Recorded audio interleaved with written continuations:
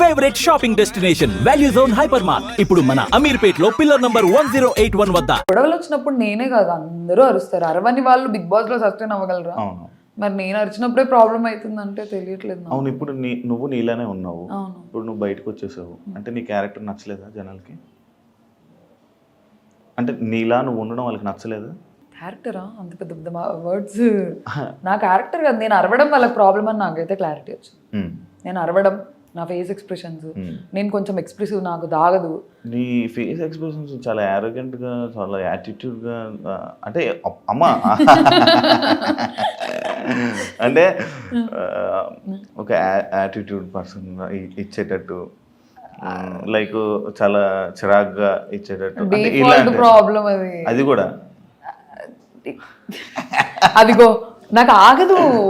చెప్పు చెప్పు. నాకు నిజంగా ఆగదు. నాకు ఇలా వెళ్ళిపోద్ది ఫేస్ ఆటోమేటిక్ గా. మా నాన్న వెళ్ళే ముందు చెప్పాడు, నీ ఫేస్ ఎక్స్ప్రెషన్స్ కంట్రోల్ చేసుకొని. నువ్వు నీలా ఉన్నావు, అది ప్రాబ్లమే. నువ్వు నీలా లేకపోయి ఉంటే బాగుండేది. అంటే నేను యాక్ట్ చేయలేను కదా అక్కడ.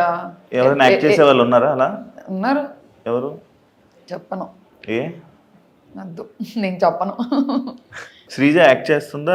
లేదు లేదు, శ్రీజ జెన్యున్, చాలా జెన్యున్. మేము అంత జెన్యున్గా ఉన్నాము. అలా మాలాగా మేము ఉన్నాం కాబట్టి మేము అలా అరుస్తున్నాము. మేము కూడా అన్ని లేదు లేదు, ఓ కెమెరా ఉంది, నేను ఇప్పుడు అరవకూడదు అని అంటే నేను ఇంకో 4-5 వారాలు ఉండేదా. శ్రీజ బజర్ శ్రీజ సంచలకులు బజర్ ఇష్యూ నీది సంజనాది కానీ ఇది ఎందుకు అంత పెద్ద ఇష్యూ చేసావని? అంటే లైక్ ఇలా జరిగింది, ఓకే నెక్స్ట్ టైం అని వదిలేచ్చు కదా, ఎందుకు అంత దాన్ని అక్కడ అంత డ్రాగ్ చేసావు అని చెప్పి, ఓన్లీ బికాస్ ఆఫ్ అక్కడ నీకు ఛాన్స్ వచ్చింది, టైం వచ్చింది, నువ్వు మాట్లాడాలి, అక్కడ ఏదో ఒక ఇష్యూ చేయాలని చేసావని చెప్పి కామెంట్. అది మీ కంటెస్టెంట్ ఇచ్చిన కామెంటే. నీకు దానికి ఏం చెప్తావు? అమ్మ బాబోయ్, అస్సలు కాదు. అక్కడ ఏమైందంటే ఫ్యామిలీ లెటర్ అనేసరికి అందరం ఫ్రీజ్ అయిపోయాం. హార్ట్ బీట్ లిటరలీ ఇట్లా వణుకుతున్నాము. అంటే 3 weeks అయ్యింది కదా వెళ్ళి. మీకు అలా ఉంటుంది కానీ మాకు మేము ఎమోషనల్. అయ్యో నాకు తెలియదండి. అవునా? లేదు, ఇప్పుడు ఇమాన్యుల్ కూడా ఏడ్చాడు, అందరూ ఏడుస్తారు. అదే నేను అన్నా, ఫ్యామిలీ ఎమోషనల్. అది ఏదో క్యాప్టెన్సీ కంటెండర్ అయి ఉంటే మేము అసలు అంత ఎమోషనల్ అయ్యే వాళ్ళం కాదు. ప్రతి ఒక్కరు ఏడ్చేశారు. ఫ్యామిలీ నుంచి లెటర్ అనేసరికి సంజన గారు ఏడ్చారు, సుమనన్న ఏడ్చేశారు, లైన్ గా ఇమాన్యుల్ ఏడ్చారు, తనుజకి ఏడ్చింది. నేను ఏడవాలా వద్దా నాకు అసలు అర్థం కావట్లేదు. ఫ్యామిలీగా ఏం వచ్చింటది, ఏం చేస్తున్నాను, టెన్షన్ వచ్చింది. మీరు సరిగ్గా చూస్తే నేను ఫస్ట్ రౌండ్ లో నేను కదలలేకపోయాను, నేను ఫ్రీజ్ అయిపోయాను. నేను కానీ సెకండ్ రౌండ్ లో అందరం తోసుకుని వెళ్ళవు తెలుసా? ఎలా తోసావు తెలుసా? నేను తోసాను, అది వెళ్ళిపోయింది. అదే ఇటొకరిని ఎగరేస్తున్నాడు. యాక్చువల్లీ సంజన చెయ్య బజర్ మీదకి వెళ్ళలేదు. శ్రీజ ఏం చూసిందో నాకు తెలియదు కానీ సంజన చెయ్యి ఓన్లీ హుడ్ మీద ఉండిపోయింది, చెక్క మీద అలాగ ఆగిపోయింది. బజర్ మీదకి పూర్తిగా వెళ్ళింది చెయ్యి నీదే. అండ్ మోర్ ఓవర్ అక్కడ చెప్పా కదా ఫ్యామిలీ ఎమోషన్. తనుజక్క రౌండ్ అప్పుడు నేను పక్కకి వెళ్ళి ఏడ్చాను. అయ్యా ఛాన్స్ మిస్ అయిపోతుంది. నాకు ఒక ఐడియా ఉండే, పోను పర్సెంటేజ్ పెంచేస్తారు, లాస్ట్ లో ఉన్న వాళ్ళు ఛాన్స్ ఉండదు అని క్లారిటీ నాకు ఉంది. తనుజక్క దాంట్లో పోయింది, అప్పటికే ఎమోషనల్ అయిపోయి నేను ఏడ్ చేసా, నాకు పానిక్ అటాక్ లాగా అయిపోయింది, అది రాలేదు, ఊపిరాడలేదు నాకు. నాకు అసలు నేను ఫ్యామిలీ గురించి ఎంత ఎమోషనల్ గా ఉంటాను నాకు అక్కడికి వెళ్ళిన తర్వాత తెలిసింది. నేను అసలు ఎమోషనల్ గా అలా ఉండను, అలుగుతా అన్ని చేస్తా కానీ ఏడ్ చేసి అంత చేయను. ఓహో, నా వీకెస్ట్ పాయింట్ నా ఫ్యామిలీ, నా ఫ్రెండ్స్ అని అప్పుడు అర్థమైంది నాకు. అవును, స్టార్టింగ్ వెళ్ళంగానే కూడా ఏడ్చావు కదా ఫ్రెండ్స్ కోసం. అది కూడా కొంచెం ఎందుకు వెళ్ళిన ఒక్క రోజుకి ఎందుకు అంత ఏడ్చావు? దాని మీద కూడా కొంచెం అప్పుడే యాక్చువల్లీ నీకు నెగిటివిటీ స్టార్ట్ అయ్యింది అక్కడి నుంచి.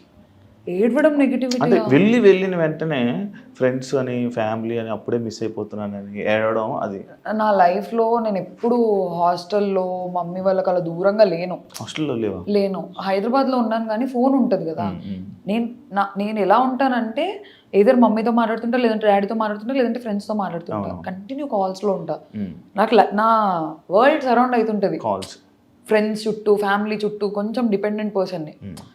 క్లోజెస్ట్ సర్కిల్ ఉంది నాకు, చాలా ఇంపార్టెంట్ అది. నేను లిటరలీ ఫ్రెండ్ సర్కిల్ అంటున్నాను అందుకే. సర్కిల్, ఆ సర్కిల్ బాయ్ ఫ్రెండ్ ఉన్నాడా? నాకు బాయ్ ఫ్రెండ్ లేడండి. ఎంత బాగుంటారు బాయ్ ఫ్రెండ్ లేకపోవడం ఏంటి? ఏం లేదు అంతే. కంటిన్యూ. అలా ఉంటాను. అక్కడికి వెళ్ళిపోయాను. నాకు ఫస్ట్ ఆఫ్ ఆల్ నా లైఫ్లో చేంజ్ నచ్చదు. నేను ఈజీగా అడాప్ట్ చేసుకోలేను చేంజ్ని. అక్కడికి వెళ్ళా, బాస్ హౌస్లోకి వెళ్ళిపోయా అనేది నాకు ఒక షాక్. అగ్ని పరీక్షలు కూడా ఫోన్ లాక్కున్నారని విన్నాను. అవును, మరి అప్పుడు అలవాటు అయింది కదా. నైట్ చేసేవాళ్ళు కదా నాకు, morning to night shoot, mid night 2 అయినా కూడా ఒక అరే తెలుసా ఇట్లా అయింది అని చెప్పి మాట్లాడుకునేదాన్ని. ఒకరు ఉంటారు నాతో మాట్లాడడానికి. ఇక్కడ అలా లేదు, అందరు కొత్త వాళ్ళు, ఎవరు మాట్లాడట్లేదు. శ్రీజ వాళ్ళు మేమందరం ఫ్రెండ్స్, జస్ట్ తెలుసు అంతే. అలా నాకు మనీష్కి ర్యాపో ఉండేది, ఎందుకంటే మేము కొంచెం మాట్లాడేవాళ్ళం అగ్ని పరీక్షలు అంతా. కరెక్ట్ మనీష్ కనిపించిన వెంటనే మనీష్ డాడీ షర్ట్ అని తీశారు. నేను ఆల్రెడీ లో ఉన్నా, మనీష్ నాకు గుర్తు చేశాడు, ఇదిగో మా నాన్న షర్ట్ నేను ఇలా తెచ్చుకున్నా అని. నాకు స్టార్ట్ అయింది, అబ్బా నేనేం తెచ్చుకోలేదు. నా ఫోన్ అలా కాదు, నేను ఏదైనా పని చేస్తూ ఫోన్ మాట్లాడేదాన్ని, సర్దుకుంటున్నా ఫోన్ సడన్ గా వెళ్ళిపోయింది, ఫోన్ ఏది అని. ఓ హిట్ అయింది. ఇంకోటి తెలుసా, నేనే ఎక్కువ ఏడ్చా అందరికంటే. రాలేదు ఎడిటింగ్. నేను అసలు ఫస్ట్ వీక్ లో తనుజక్క కాదు క్రై బేబీ అని నన్ను అంటారు అనుకున్నా, తనుజక్కకి వెళ్ళింది, అదేంటో నాకు తెలీదు. నేనే ఏడ్చా అందరికంటే ఎక్కువ. ప్రతిరోజు నైట్ నేను సంజన గారు కూర్చుంటాము, ఫ్యామిలీ గుర్తొస్తుంది అంటాను. నేను సంజన గారు ఏడుపు తక్కువ, నేను ఇంకా ఫ్యామిలీ ఏడుసేవాళ్ళు, సంజన గారు కన్సోల్ చేసేవాళ్ళు. మేము ఎంత కొట్లాడుకున్నా నైట్ అయితే ఇలా వచ్చేస్తాము. నీ శ్రీజ వల్ల నీ గేమ్ పాడైపోయింది అనేది ఒక టాక్ ఉంది. దానికి నువ్వు చెప్పేది, ఎందుకంటే మీ ఇద్దరు, నేను ఒక వీకెండ్ నాగార్జున సార్ మిమ్మల్ని తిడుతుంటే జనాలు ఎంజాయ్ చేశారు, వాగుతూనే అండ్ ఇంకొకటి, ఇద్దరు వాయిస్లు గట్టి వాయిస్లే. అసలు మీ ఇద్దరు మాట్లాడితే బిగ్ బాస్ లాగా మిగతా 12 మంది వాయిస్లు వినపడవు, 13 మంది ఉన్నారు, ఎవరి వాయిస్లు వినపడవు. అలాంటి 2 స్ట్రాంగెస్ట్ వాయిస్లు ఒక దగ్గర ఉండిపోవడం ఏమైనా ఇదైందంట? అంటే నేను లోపల ఉన్నప్పుడు నేను అది ఫీల్ అవ్వలేదు, శ్రీజ వల్ల నా గేమ్ పాడవుతుంది. బయటకు వచ్చాక ఫీల్ అయ్యావా? అంటే ఇదంతా చూడడం వల్ల ఇప్పుడు మేమిద్దరం కొంచెం ఎగ్జైటెడ్ గా ఫీల్ అయ్యే క్యాండిడేట్స్. మా ఇద్దరికి లిటరల్ గా చెప్పాలంటే అదే తొందర ఎక్కువ, ఆతృత చెప్పేయాలి పాయింట్. నా ప్రాబ్లం ఏంటంటే నేను మర్చిపోతానేమో అని నా పాయింట్ చెప్పాను.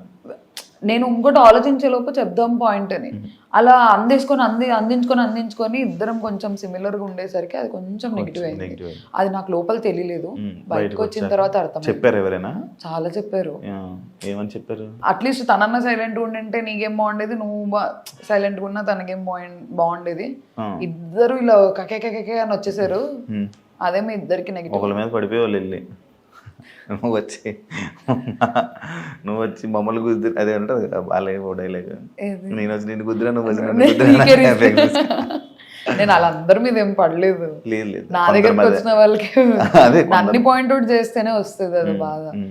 కానీ నీ పాయింట్స్ అన్ని బానే ఉండేవి, కాకపోతే నువ్వు ఏదో మాట్లాడుతుంటే పక్క నుంచి తను వచ్చి ఇంకా రేపడం వల్ల ఇద్దరు చెలరైపోయేవాళ్ళు. అదే ఇంకోటి, చాలా యాక్టివ్గా ఉండే పర్సన్ నువ్వే, హైపర్ యాక్టివ్గా. మార్నింగ్ డ్యాన్స్ చేయడానికి ఏమైంది నీకు? సాంగ్స్ పెడితే నాకు ఇంతేనా? ఇది కూడా చేస్తారా? దాని గురించి సౌండ్ వస్తుంది, అంత బాగుంటది, వైబ్ ఎలా ఉంటది, దానికి కూడా నువ్వు ఎంత మంది ఏడిపించారు తెలుసా నన్ను లోపల. నాదొక స్వెటర్ ఉండేది, నేను దానిలో చేతులు పెట్టుకొని ఇలా ఊగేదాన్ని. నాకు ప్రాబ్లం ఏంటి తెలుసా, కాదు నాకు లేచిన తర్వాత కొంచెం టైం కావాలి. నేను ఇలా హాఫ్ ఐస్ తో వచ్చేదాన్ని బయటికి. రాము ప్రియా కళ్ళు తెరివే అనేవాడు, నాకు ఓపెన్ అయ్యేది కాదు. సాంగ్ అంతా అయిపోయిన తర్వాత నేను యాక్టివ్ అయ్యేదాన్ని, మళ్ళీ అడిగేదాన్ని బిగ్ బాస్ ఇప్పుడు పాట పెట్టండి, బిగ్ బాస్ ఇప్పుడు డాన్స్ చేస్తాను. నాకు కొంచెం టైం కావాలి లేచిన తర్వాత యాక్టివ్ అవ్వడానికి. నేను నిద్రలో నుంచి లేవడమే ఉలిక్కిపడి లేసేదాన్ని, పాట టక్కన వస్తుంది కదా అని వచ్చేదాన్ని. కొంచెం నిద్రలో నుంచి దిగడానికి టైం పట్టేది, పాట అయిపోయేది. మీరు చాలాసార్లు హౌస్లో కామనర్స్ వర్సెస్ సెలబ్రిటీస్ అనే టాపిక్ అన్నారు. మీకు అగ్ని పరీక్ష ఎక్స్పీరియన్స్ ఉంది, మీరు సెలబ్రిటీసే కదా, అది ఎందుకు మర్చిపోయారు? నేను చాలా సార్లు అనలేదు, ఒక్కసారి టాస్క్ లో. అంటే అది క్యాప్టెన్సీ టాస్క్ అని మాకు తెలుసు, కానీ మాకు మా పర్స్పెక్టివ్ ఎలా ఉందంటే ఓనర్ అవ్వాలి కెప్టెన్ అని. బర్నీ అన్న కూడా నాతో ఓకే నాన్న నేను ఆడతాను, నువ్వు కాలచక్రంలో చూసావు కదా, నేను నీ తరపునే ఆడతాను, మీ తరపునే ఆడతాను అని చెప్పి మాకు చెప్పారు బయట. యాక్టివిటీ రూమ్లోకి వెళ్ళిపోయిన తర్వాత మాట్లాడట్లేదు మాతో ఎవరితో బర్నీ అన్న, అసలు పలకట్లేదు. డెమాన్ పవన్ పిలుస్తున్నాడు అన్న అని. మాకేంటి ఓనర్ నుంచి అవ్వాలి కెప్టెన్ అని ఉండే, ఎందుకంటే సంజన గారు టెనెంట్ నుంచి అయ్యారు, ఒక ఓనర్ అవ్వాలి అని ఓనర్స్. భరణి అన్న ఓనర్. అతను బయట మాతో నేను స్పోర్ట్స్ మెన్ని నాకు చాలా చెప్పారు, నేను స్పోర్ట్స్ పర్సన్ని, నేను బాగా ఆడతాను అన్న, నువ్వు చూడు ప్రియా అది ఇది. లోపలికి వచ్చిన తర్వాత ఆడలేదు, నాకు ఫ్లిప్ అయిపోయారు. ఆ వర్డ్ వాడాలో తెలియదు కానీ తను మాట్లాడలేదు లోపలికి వచ్చి. సడన్ గా వాళ్ళిద్దరు కలిసి ఆడేశారు, వీళ్ళిద్దరు కలిసి ఆడేశారు. డెమోన్ అడుగుతున్నాడు అన్న అన్న అన్న అని పిలుస్తున్నాడు, పలకట్లేదు, రావట్లేదు.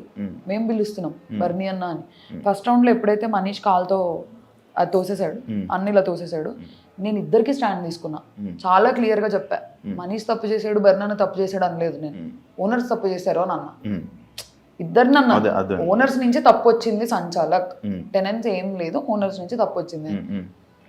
వాళ్ళు పక్కపక్కన తిరుగుతూ పూసుకోవట్లేదు ధరణి అన్న ఇమాన్యుల్ అన్న.